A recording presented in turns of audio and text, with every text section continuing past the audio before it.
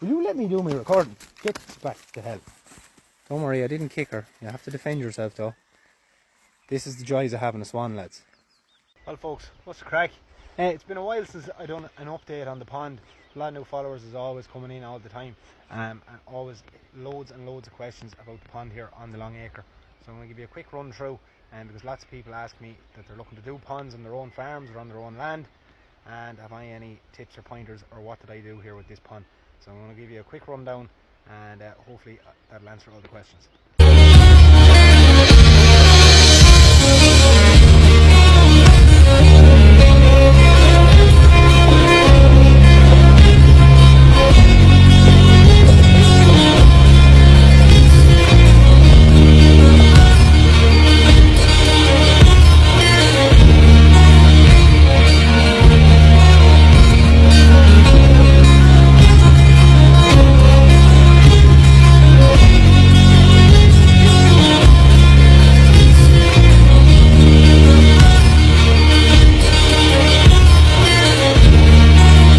So basically, when I bought the land here in 2018, this was kind of a hollow, and you could see on the maps it obviously was a pond at some stage, but it had filled in and it was full of lots of bulrush, water iris, that kind of thing. So it was basically just a big wet hole, as opposed to being a pond that you could see visible water in. Maybe only in the winter time you would have seen water sitting in it, but as I said, on the maps you could see an indentation where there obviously was a water source in the past. And I come in here and I'm going to throw in clips in between me talking here when I make this video, showing what the pond looks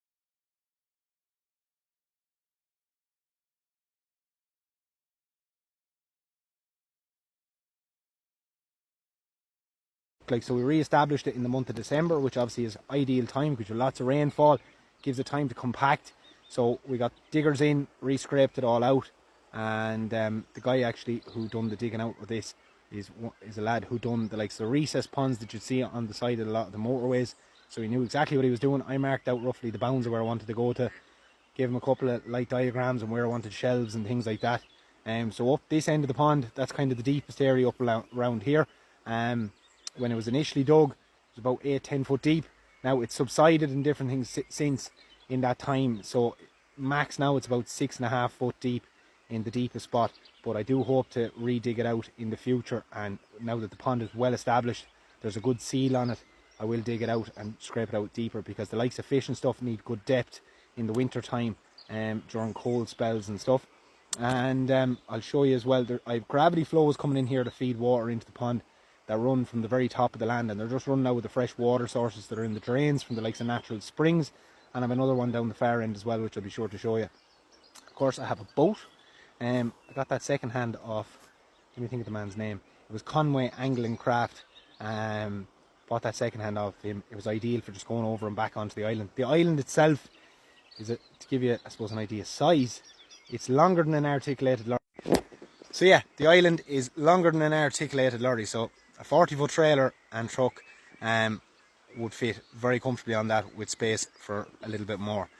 So it's about that long, and I suppose it averages about 16 foot wide. And as you can see, there's lots of plants, lots of foliage. I have lots of pipes and bits and bobs out there for ducks to get in and hide, to make nests. I have ducks nesting out there at this time of the year. Kind of average anywhere from kind of 10 to 16 ducks around the pond on any given day. They fly in, fly out. There's another lake in the vicinity not too far from here that they fly down to as well. And obviously then they'll be in the likes of there's a stream running the whole way around the back of the pond here, with has likes of fish and crayfish and all sorts of things, lots of creatures in it. But it's just, down here is a massive hub for biodiversity, and there's going to be lots of people in the comments who say that pond's not worth a shit, all the so-called book experts. But come down, sit here for an hour, and you'd be amazed at some of the, whether it's different types of birds that come down here, like the buzzards, owls, all them kind of things, as well as lots of little small birds. And then just the insect life is just incredible here. The amount you'll see dragonflies, absolutely massive dragonflies here later on in the summer. You'll hear them going by, it's like a helicopter. Seriously, it's very impressive. And then coming into the night time, then you'll have the likes of bats, and as I said, owls and stuff. You'll see them roosting around the pond, which is always really nice to see. And then for the likes of fish that's in the pond, I put grass carp and grass carp and mirror carp in here a couple of years ago, and they're averaging now about 2 foot long.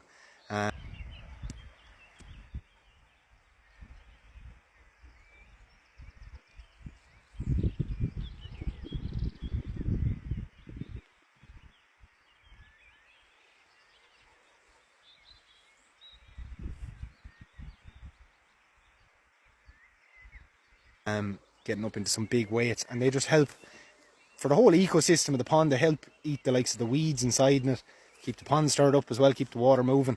There are some very young trout in there as well, but I am approved to stock it with bigger trout, which I'm hoping to get done this summer. I got fisheries approval a couple of years ago, just haven't managed to get it done since.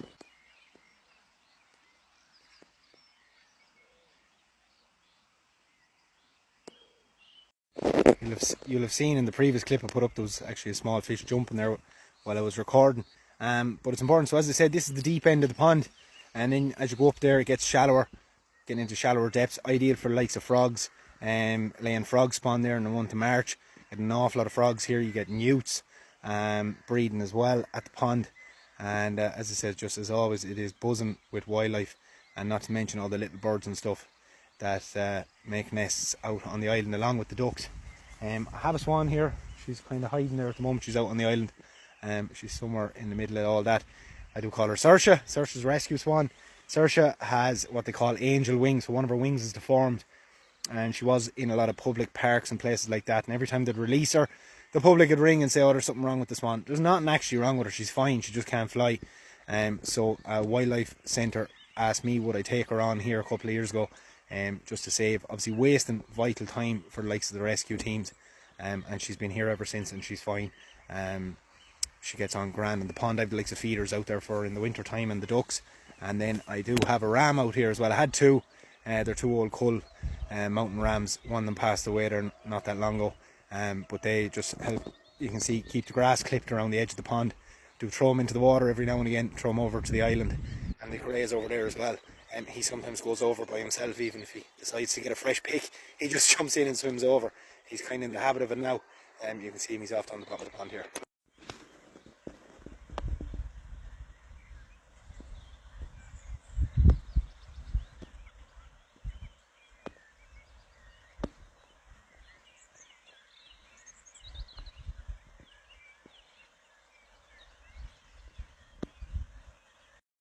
So you see Saoirse there, that's actually one of the feeders there behind her. They're what you call an emperor feeder. They hold about 35 kilos of wheat or whatever you want to put into a pellet.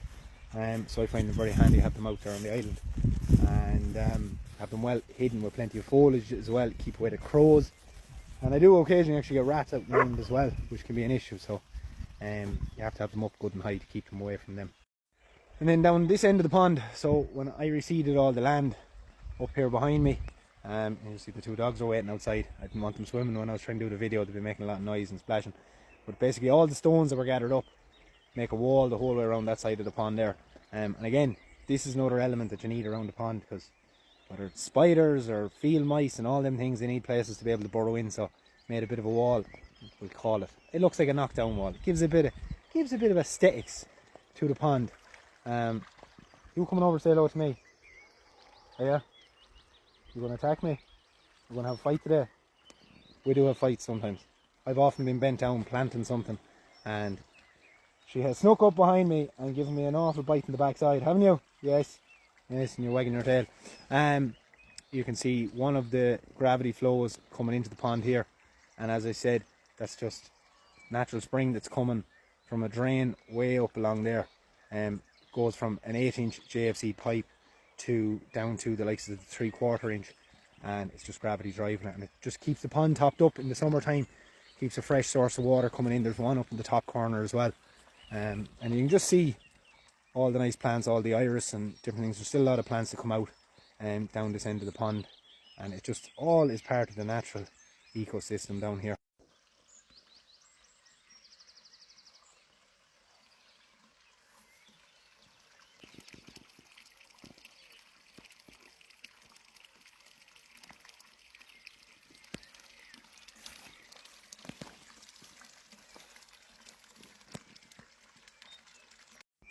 And again, when it comes to the pond, just little add-ins like the likes of old trees and stuff like that. Will you let me do my recording? Get back to hell. Don't worry, I didn't kick her. You have to defend yourself though. This is the joys of having a swan, lads. Look, and you can see the bad wing there now. I'll actually show you while I'm at it. You can see the way one wing is deformed. Now she is generally harmless, but I'm telling you, it's not nice. Get a bite off her, I'll tell you all about it. it's sore. It's like somebody getting you with a vice grips. But as I said, I wasn't going to kick her. It's just to keep her away, get the boot, and just keep her head back, because just defer her, you know. And to be all crying in the comments, oh, it's abuse. It's not fucking abuse, it's called self-defense.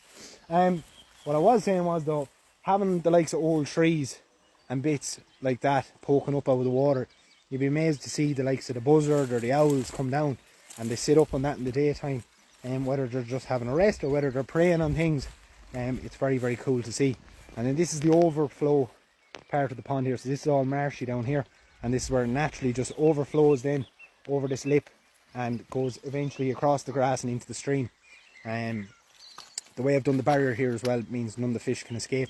They'd get caught in the fencing either. So before people start giving me hassle about that kind of thing either, I have it well thought about. You are not going to let me do this video with a bit of peace, are you? So as you can see there now, that's there's a walkway and a barrier there, and it overflows the water onto that, into the kind of marshy area, and as I said, across the grass and into the stream that you can hear behind me there, and it works quite well. And when it comes to all the likes of the plants, guys, how did I get it to kind of take off so quick?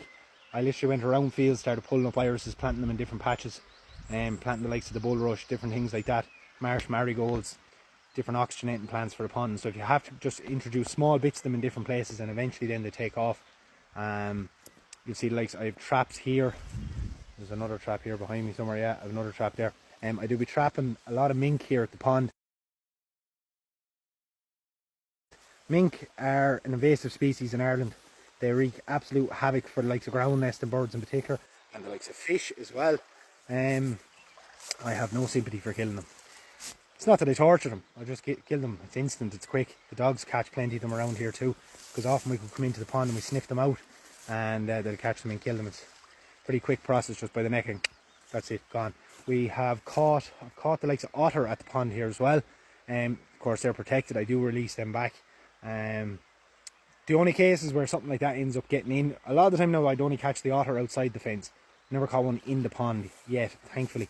You don't want something like that getting in, because otters will actually kill ducks as well when they're hungry. So, but in the winter time I do catch them along the fence line. I just release them again. As I said, my only prerogative down here is to catch the likes of the mink, because you do not want them getting in here. They kill some amount of birds when they get going, and I've often reared the likes of pheasants off the island out there. Put pheasant pullets out in the island and feed them off that, and then when they're ready they fly off into the locality. It's always nice to have them around the place. I hope to do the likes of partridge and stuff in the future as well. I had the turkeys out in the island for a long time too, and they got on quite well out there. You'll kind of see out there it's taking shape as well. I'm making a dome out of willow, so I planted them all in a circle out there, and I've been starting to weave them together to form a dome and a shelter out there, and eventually then I'll be putting the likes of the feeder in there, so there's definitely no chance likes of crows and stuff are going to see it. And that's kind of the crack around the pond. You'll see the likes of some of the old I made them out of stockboard, those old duck houses, and the ducks do use them for nesting as well. And you know, the pond is just, I can't explain to people how much peace and tranquility you get from coming down here.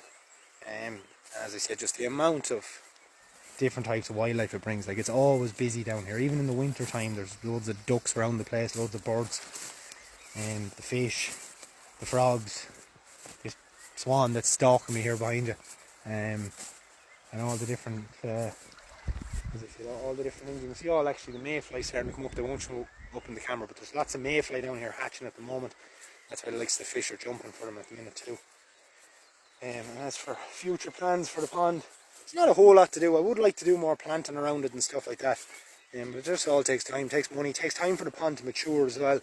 You know, it took a good 2 years for this pond to be kind of sound and right, and things starting to come to it and starting to grow and starting to take off. And then, as I said, I had to get inspected then after by the likes of the fisheries, make sure they were happy with it, and make sure that I could get permission to put the likes of trout in it, and thankfully I did. And as I say, always on camera, it just doesn't do the pond justice as to how good it actually does look, and it's looking better and better every year.